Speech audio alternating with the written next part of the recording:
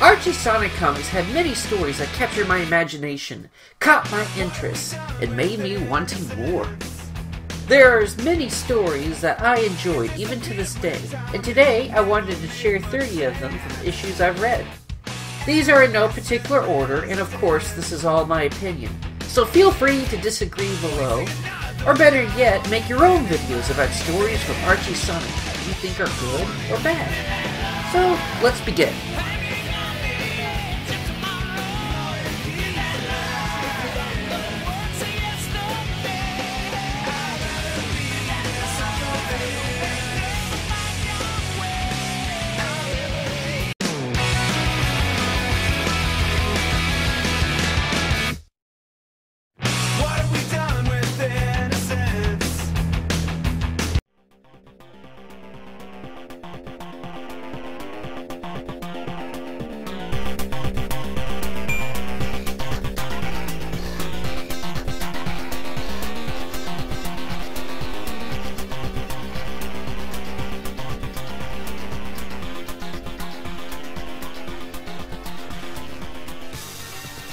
There's a lot of comics from the early days of the series that were very much comedies.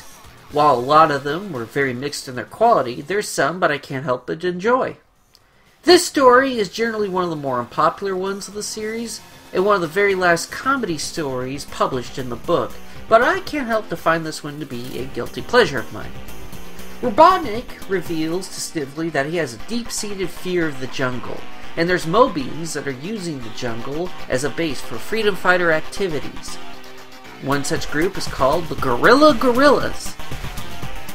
Snively offers to destroy the entire jungle for his uncle using a creation of his own, the Eco Destroyer.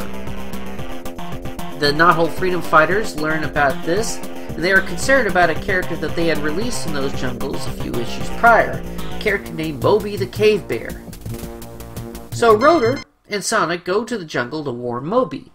What follows is a slapstick misadventure for the pair, where almost everything that could go wrong does. Add that some decent puns, visual gags, and Snively's stupid jungle hat, and I just found it to be really hilarious, so it's kind of a favorite of mine. Everyone has a funny dumb story in this comic series that is their favorite, and this one is mine.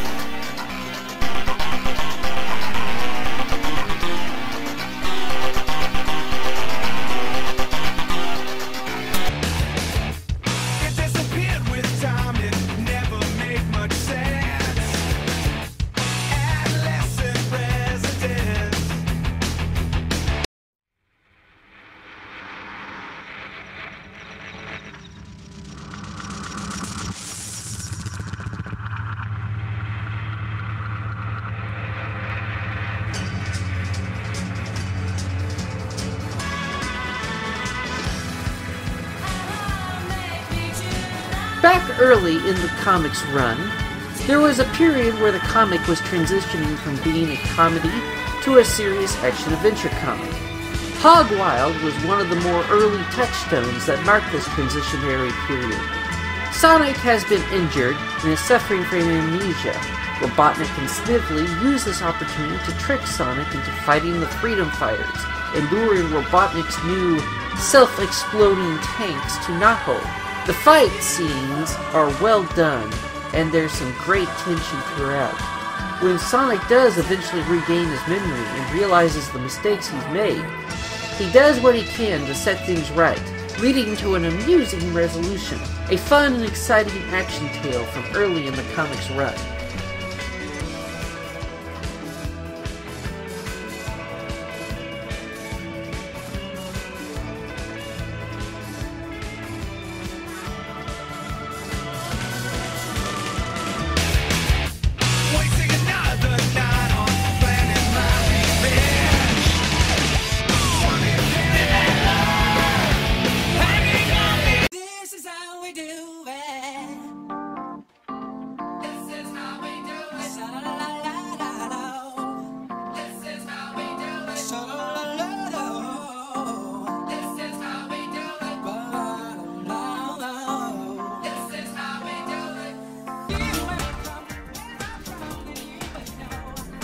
Mike Gallagher had this strange habit of writing stories that would have weirdly dark moments in them, but then bury it with as much humor as possible.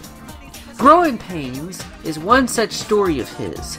Tails is mad at Sonic for being beaten up by him in the main story, despite Sonic's attempts to apologize. He's hurt and wants to spend some time alone. So he hops into his Sea Fox and comes across a small island where he meets Fiona, the false fox. He quickly falls in love, unaware that this vixen is really an automaton built by Robotnik to seduce and infiltrate the freedom fighters. With Tails blinded by love, Fiona lures him into a trap where a roboticizer lays waiting. Tails nearly gets sucked into the machine before escaping and taking the fight to Robotnik himself. Robotnik orders Fiona to kill Tails and makes his escape. Fiona clobbers Tails and proceeds to try to drown him in the ocean while he begs her to stop. She only finally stops drowning him when the ocean water disables her. Tails recovers and is broken-hearted by what happened, hoping that perhaps some part of her truly did love him, and was why she stopped. He placed her back on the beach and said her goodbyes to her, promising to one day come back and repair her. Despite what I've described sounding like an action thriller or a romance turned horror, the story's execution is bizarrely light and chock full of gags and jokes. But there's a good story here, and there's a reason why Fiona resonated with so many that eventually the real one would show up in the books. However, the fake one is still there on the island, waiting. Perhaps someday Miles will return there. Who knows? Could be a story to tell.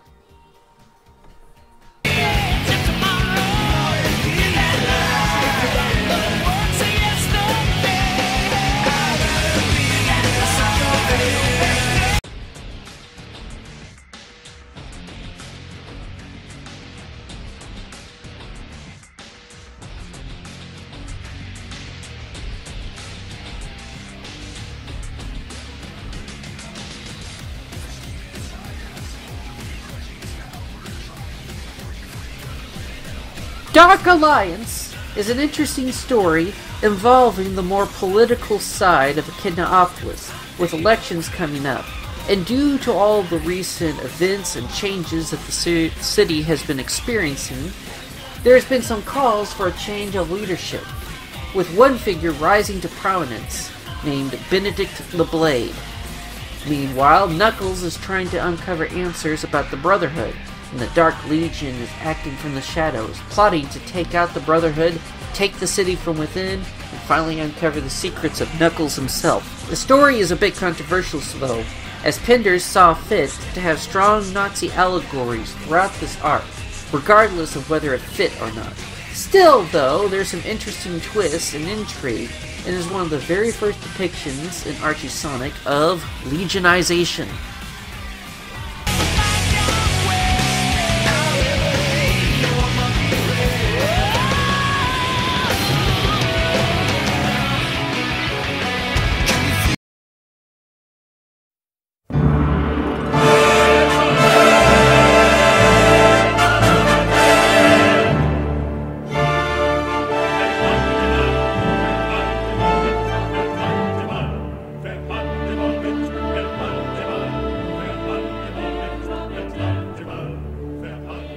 Enerjack is back and seeks to get revenge on Knuckles, to not only defeat him, but to utterly break him. Enerjack has gathered the Dark Legion and plans to have them take the entire island by force. Remington rallies forces together to put up a defense. The Chaotix are captured by the Legion, and Julie Sue struggles to decide where her loyalties lay. All the while, Mammoth Mogul waits in the shadows for his opportunity to strike and absorb all of Enerjack's powers into himself and enact his own plans of world conquest. The story I find pretty enjoyable, with good action throughout, good screen time with Knuckles, and a good final act with Sonic, Tails, and Knuckles taking on Mammoth Mogul at the end. Enerjack is pretty entertaining in this as well.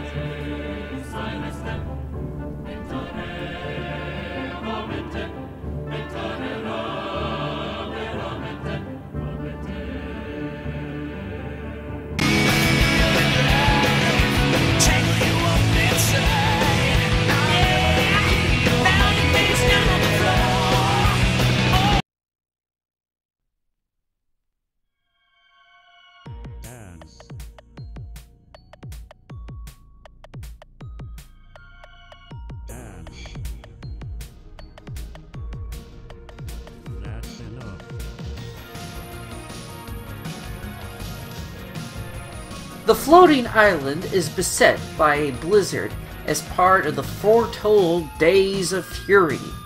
However, while the island residents endure the storm, Geoffrey and the Royal Acorn Secret Service arrive on the island in search of Queen Alicia and Prince Elias, King Mac's wife and son, who were presumed lost during the Great War and now believed to be alive. Locke finally reunites with his ex-wife after many years apart. Knuckles finally meets the mysterious Brotherhood of Guardians, the secret order that has controlled the island for hundreds of years, and a traitor in their midst is finally exposed. Some of the best parts of the stories is the scenes with young Prince Elias, whose depiction here as a young optimist with budding leadership traits is far more fun than the later characterizations he gets further in the comic. A good read and a good introduction to a character that kinda got misused later on.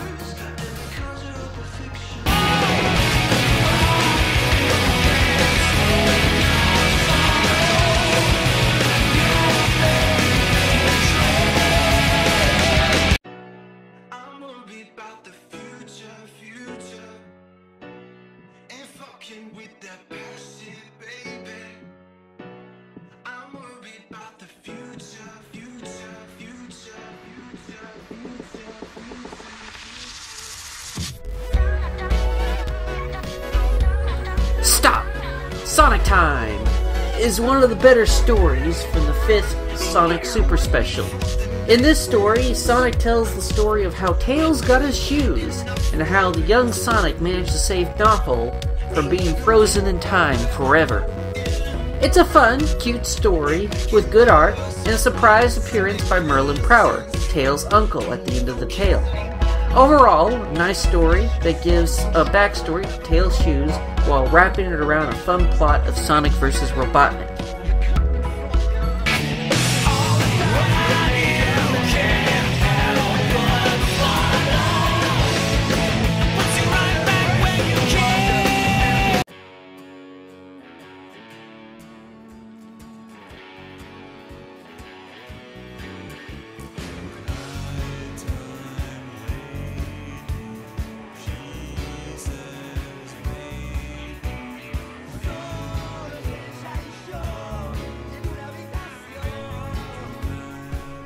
One of my favorite arcs from the Knuckles comics, the Chaosic Caper, is a tragic Norse story focused on Charmy B in his past and present. In the past, he fled from his home after fears of being a royal prince was too much for him, and in the present, he's reeling from the loss of a childhood friend.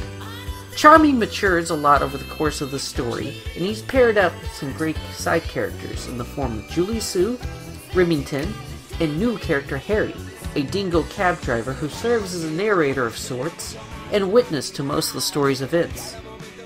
His everyman attitude and down-to-earthness really helps ground this story and serves as the glue that really helps make it click. Chaosic Caper isn't perfect, but it's one of the more mature stories of the book and one of the more interesting characterizations of Charmy. Certainly worth checking out.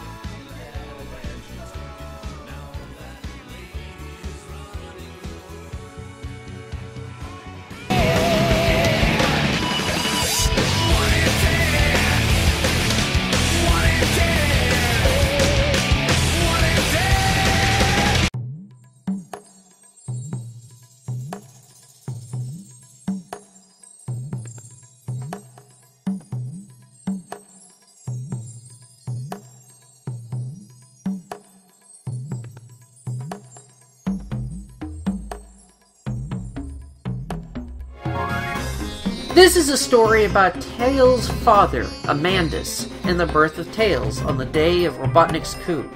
It's a good story with great art by Art Mawhinney, who is one of the main artists for Sonic Sat AM. And there's an underlying sense of looming darkness and tragedy to the story, which is a surprising departure from Mike Gallagher, who mostly writes comedies in the Sonic books. Still, it's one of his stronger stories and worth checking out, especially if you want to see what Tails' father was like prior to his roboticization and later return to the series.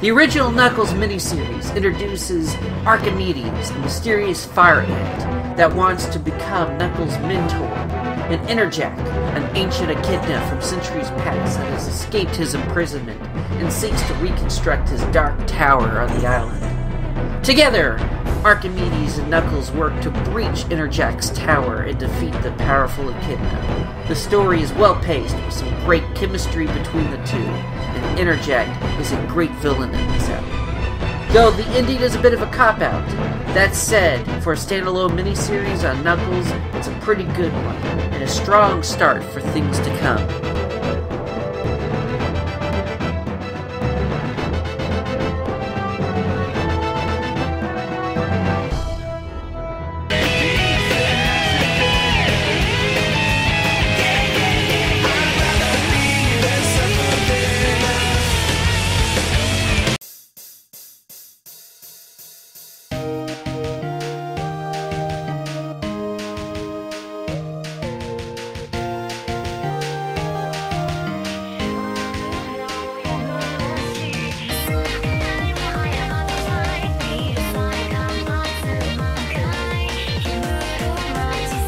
This miniseries, starring Tails, the two-tailed fox, goes on a globe-trotting adventure to stop a blimp carrying a small army of Robotnik's latest and greatest war machines. He joins up with different freedom fighter groups, both in the ocean and on the land, such as the southern continent of Down Under. Octobot and Crocbot both make their first appearances in the story, and the mysterious echidna Athair appears along with the mysterious ancient walkers. While miniseries is centered on Tails and his adventure, the core focus of the story isn't so much on him as it is the greater world of Mobius. Nahol isn't the only place where freedom fighters are fighting the forces of Robotnik. Other places have their own freedom fighters as well. Overall, the story is quite enjoyable, Tails is cute as always, and a lot of new and fun characters and locations are introduced.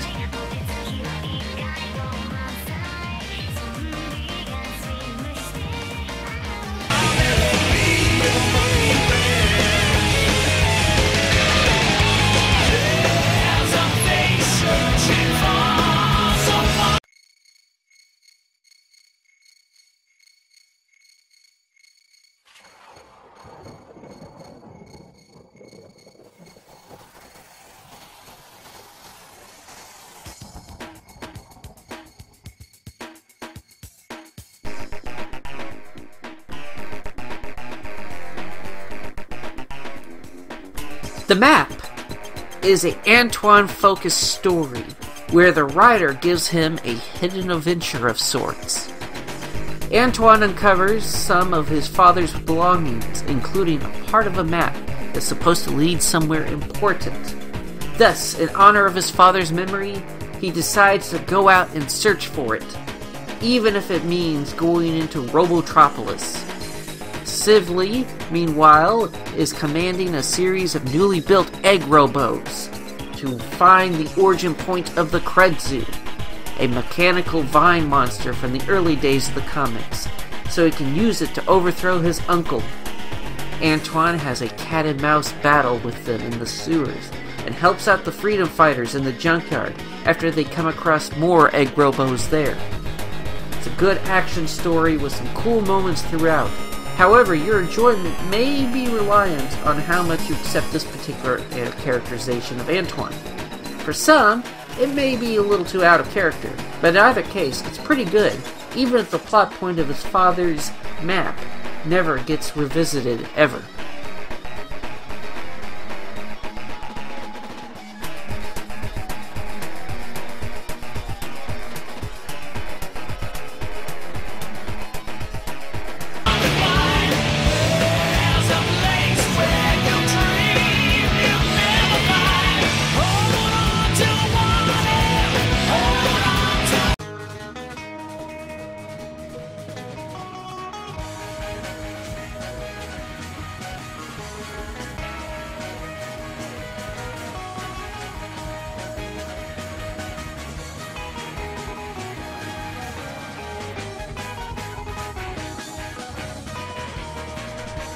Nate Morgan has been kidnapped by Snively and the escaped convicts of Devil's Gulag.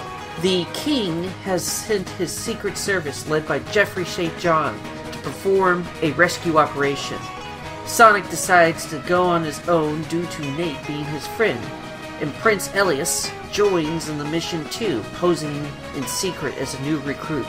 There's a lot of good character moments and dialogue in this story. The story also does a good job with the characters' relations with Nate, as it made me, as a reader, care that these guys cared about the old scientists. Add to it some great pencils by Steve Butler, and you have a fun story.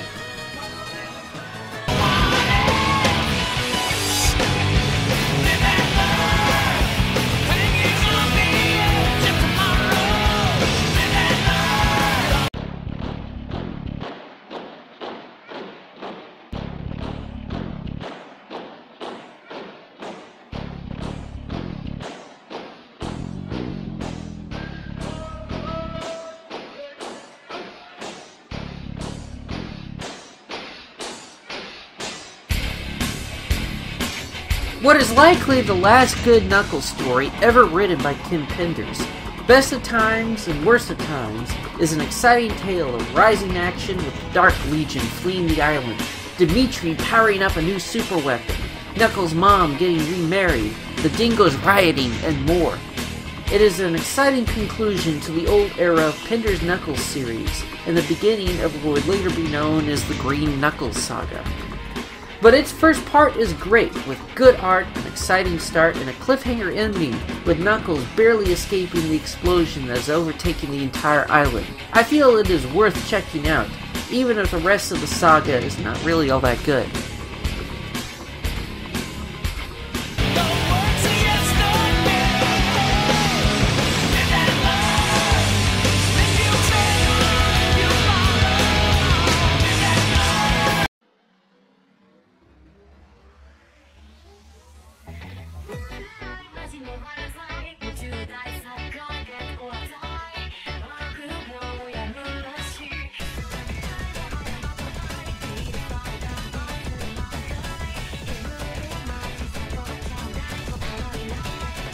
Written as an epilogue of sorts to the Sonic Quest miniseries, this story has a great sense of character chemistry, nice plot pacing, and wonderful art from Art Mawhinney.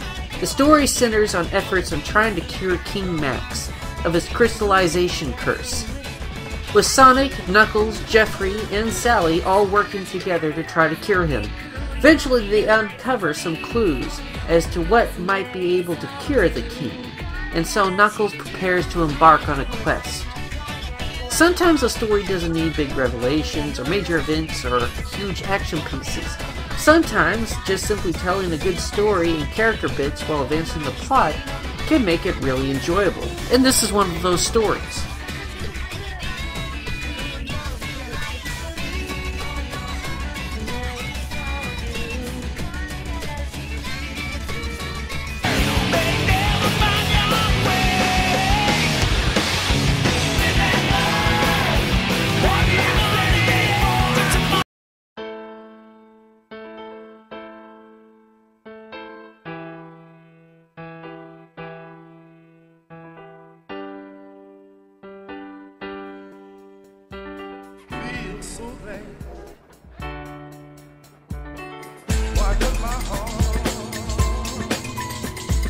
This is a story where Snively once nearly managed to kill Sonic by devising a ray machine that causes Sonic to rapidly age whenever he uses his speed. His friends band together to save Sonic before old age kills him. The story has a good bit of heart to it, with good moments with Sonic and his friends, and it's nice to see Snively as the primary villain for a change. While the story is short, at only 12 pages, it has a good bit of heart to it, decent art, and it feels very much in the spirit of a Sad AM story. Certainly a hidden gem of an Archie Sonic tale.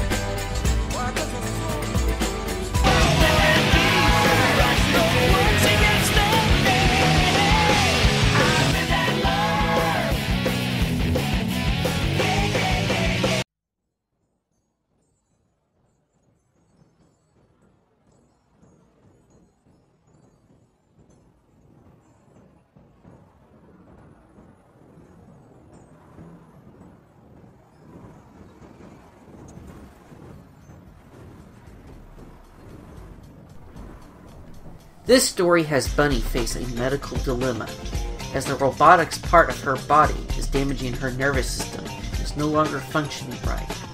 She has to make a difficult choice, doing nothing, and her nervous system will be poisoned to the point where it completely shuts down. If she replaces her roboticized parts with bionic limbs, she'll have no hope of ever having them return to normal. Or she could try to de-roboticize her parts, even though she's never been fully Robian, thus carries an unknown risk. Faced with those choices, Antoine stays by her side and gives her the courage to make the choice she finally makes. A good story by Ken with some good drama and emotion between the two characters.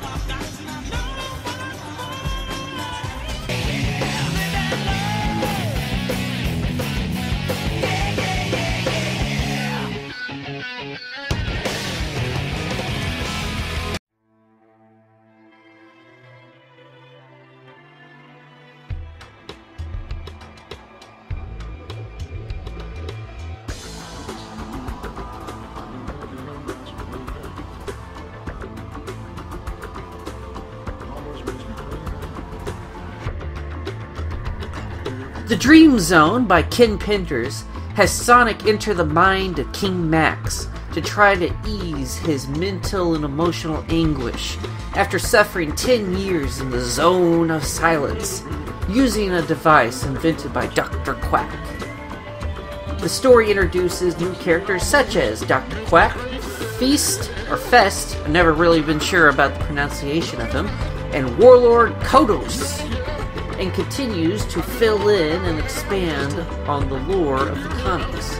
The best part of the story is the flashbacks experienced by King Max, where we first see Dr. Robotnik's rise to power and his takeover of the Kingdom of Acorn, showing just how ruthless Dr. Robotnik was in his launch of World Conquest. This is a good story, with a rather optimistic and hopeful ending.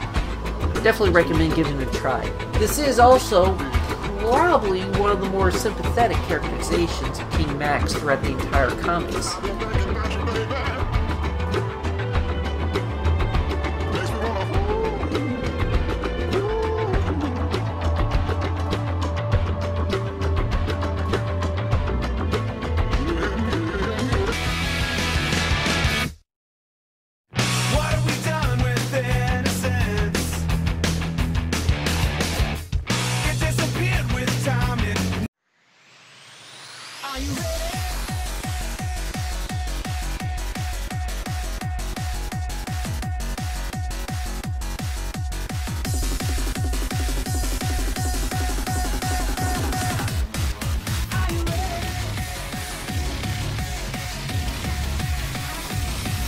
In this story, Carl Ballers makes use of a single robot that was a background decoration from Sonic Adventure, and crafts an incredible story out of it.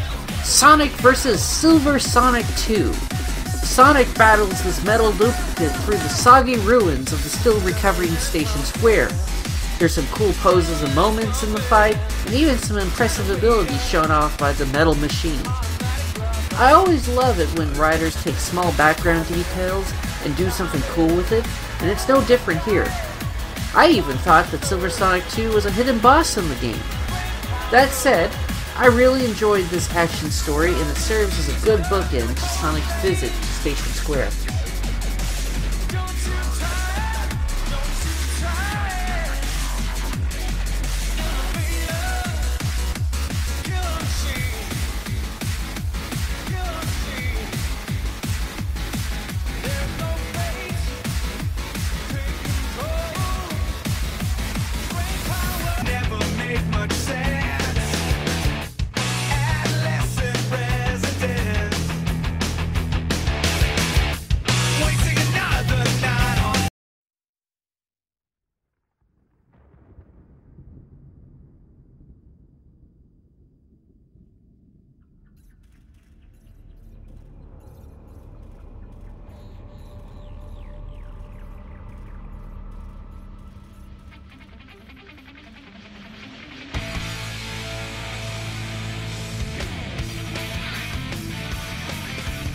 This is a story I have a soft spot for.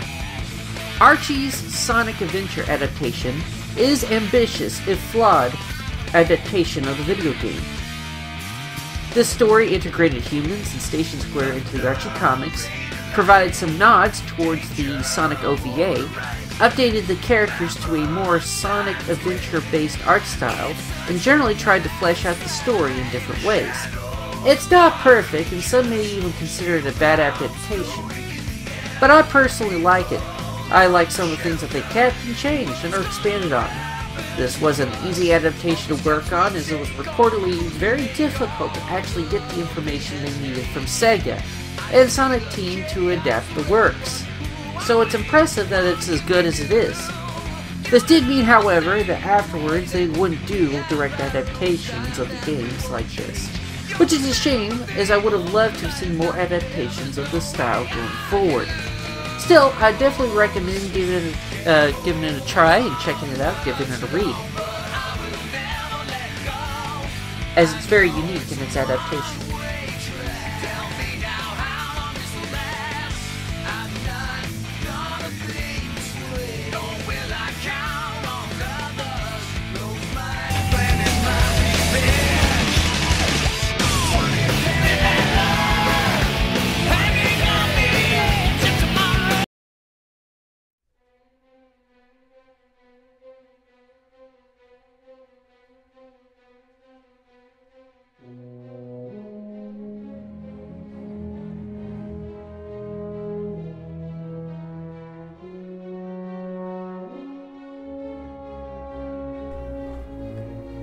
This is a storyline that people either love or hate, but personally I love this one. In-game rose the stakes and had a number of twists, turns, and exciting fights with an amazing final showdown with Dr. Robotnik. Kim Penders wrote this as a possible ending to the book, and I feel it would have been a good one. Even though it didn't serve as an end to the series, it did serve as a major turning point in the book, and one of the most important storylines in the entire comic run.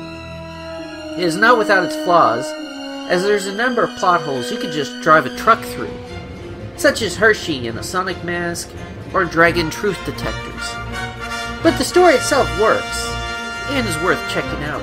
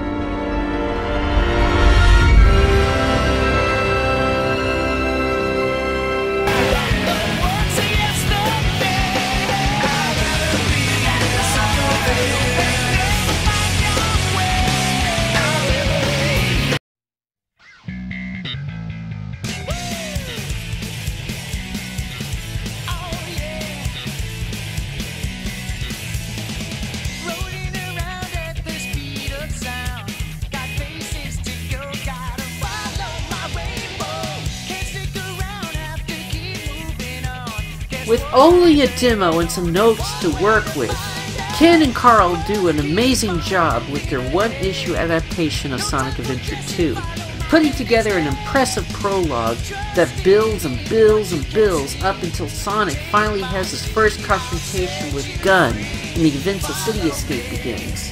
While more is fleshed out about the Professor, Gerald, and Maria on board the Ark and the space colony raid by the Gun agents, which also features a colonel you would love to hate, and sadly is never really seen again in the books.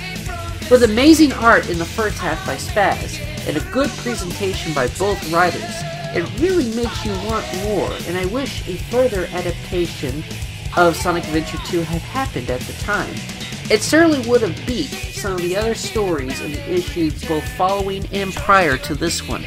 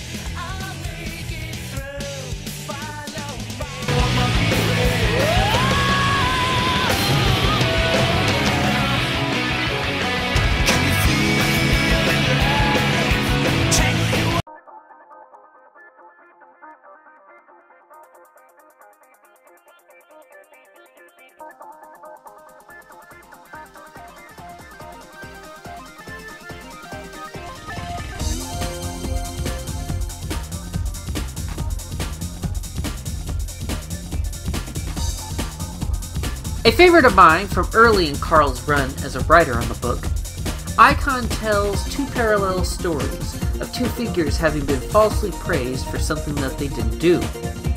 Sonic is being hailed as a hero by Jack and the residents of Sandblast City as being the one that killed Robotnik, while Snively is declared the leader by other convicts for a prison breakout he had nothing to do with. Hero worship in both cases.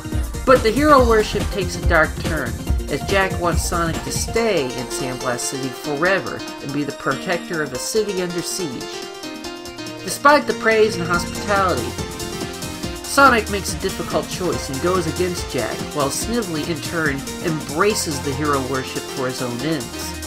Icon is a great two-parter and a high point in the World Tour arc.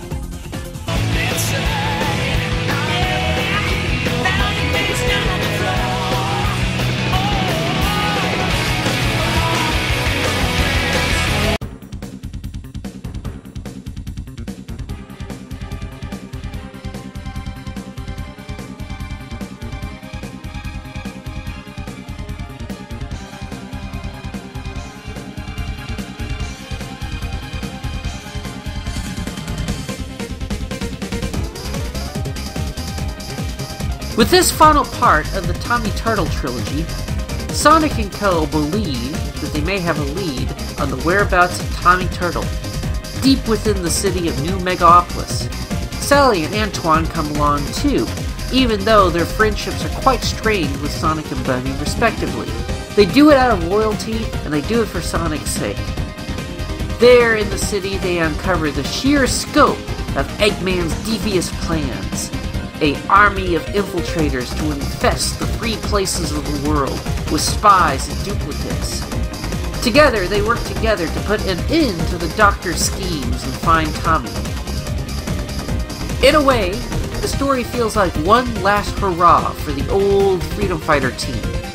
A final adventure before they all drift apart, but at the same time, it feels true to the spirit of what made the team chemistry so well back in Sat AM and the earliest stories of the comics, but with all the added maturity of the characters today.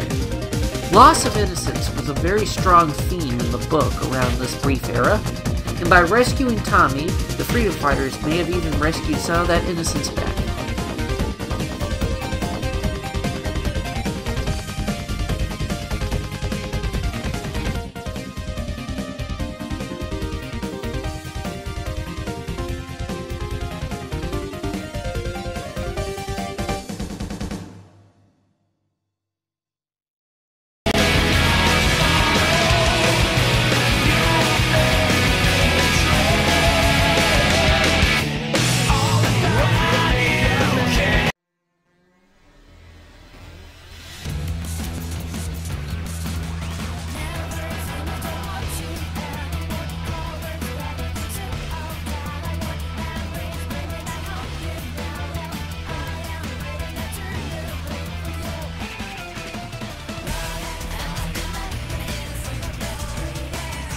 Knack is back, and he plans on holding the princess for ransom with his newly formed gang.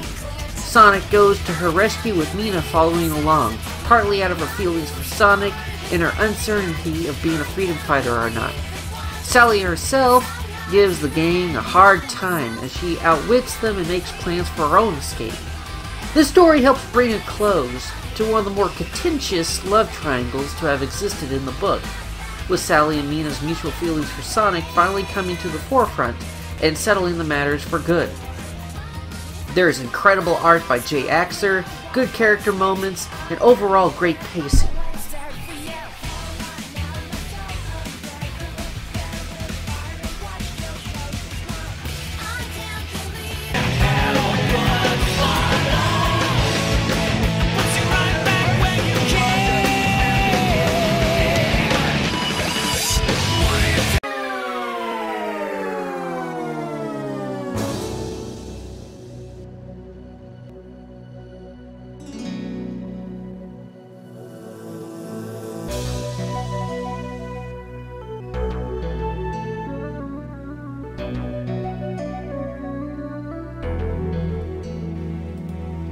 Following the events of Endgame, there was many questions on where the comics would go.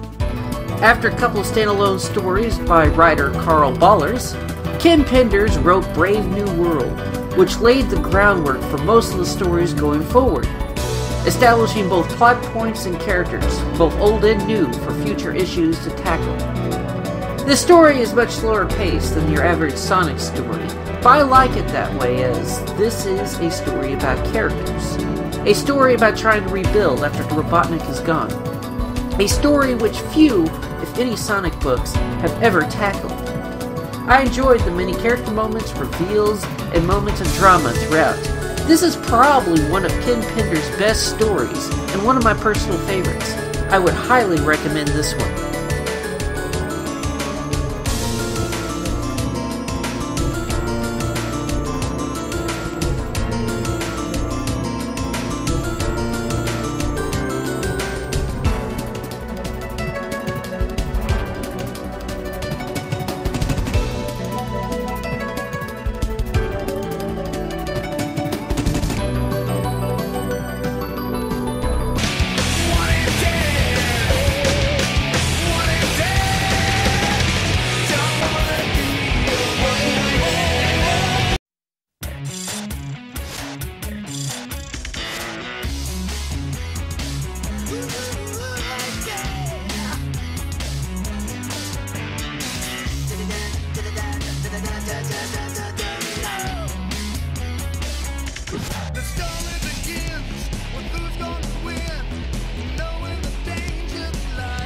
With this milestone story, Sonic & Co. travels to space to investigate a mysterious space platform built together from a series of satellites that have been orbiting their world and have been behind some of the mysterious events that happened in recent issues.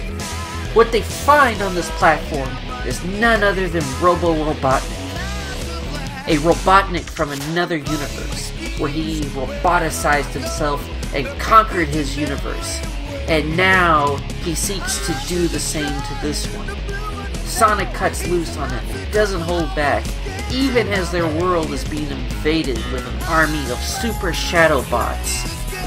They do all that they can to stop this Robotnik and escape back to the world.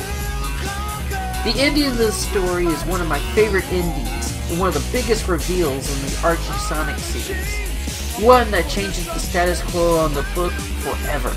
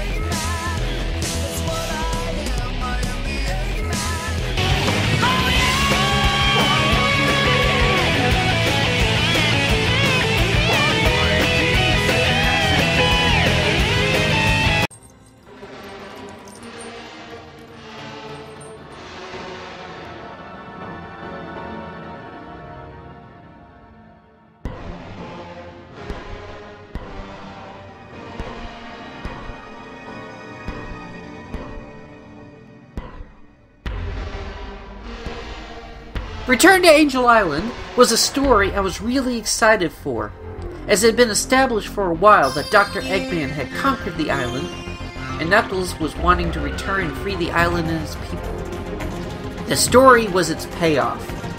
After hearing the distress call regarding his father, Knuckles and Sonic lead a team of freedom fighters and chaotics to the island and take the fight to Eggman and his new dingo allies. They visit areas from the classic Sonic games, learn the fate of the Dark Legion, the Brotherhood, and other characters from the old Knuckles comic books. Knuckles himself tackles the dilemma and consequences of once being a being with godlike powers and now once again reduced to a mere mortal, and facing the expectations of others and what it means to be the guardian of the island and its people. With impressive action and a grittier tone, this one furthers the warlike feeling of this era of the books had. Characters make hard choices in the story, and nothing is ever the same. Rest in peace, Ben. Rest in peace.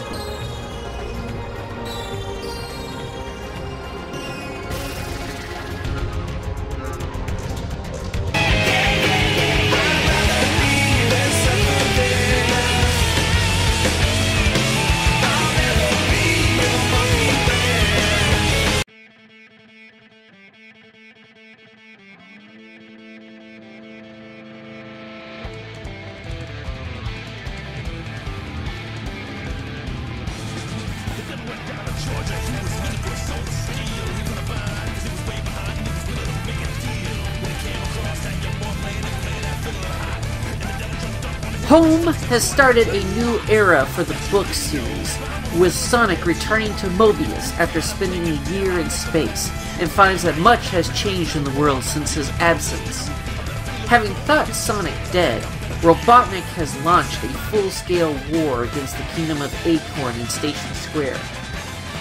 His armies being commanded by his son, Adam, an intelligent computer virus AI, and protected by his bodyguard and daughter, Mecha. Eggman is currently threatening both countries with nuclear annihilation, and Sonic wastes no time in trying to put a stop to this threat. But his death in return has left a lasting impact on others. Some have moved on in life, like Nina Mongoose, while others have matured, such as Rotor and Bunny, while others have struggled and feared losing them again, such as Sally. The action is great, with large-scale battles, high stakes, great set pieces, and incredible art from artists old and new. I love this story and all the parts of it. This was a great start for a new era of the book, and it was where I began as a regular reader as well.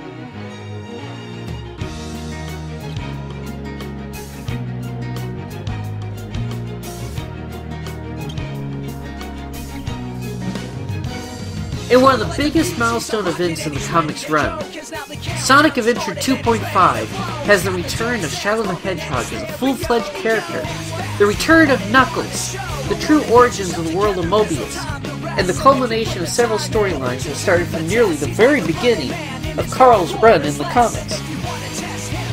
Nearly all characters, good and evil, unite together to stop an alien threat called the Zorda, who seek nothing more than the annihilation of their planet. This two-part epic has great art, great character moments, and some of Carl's best writing. I highly recommend checking this out.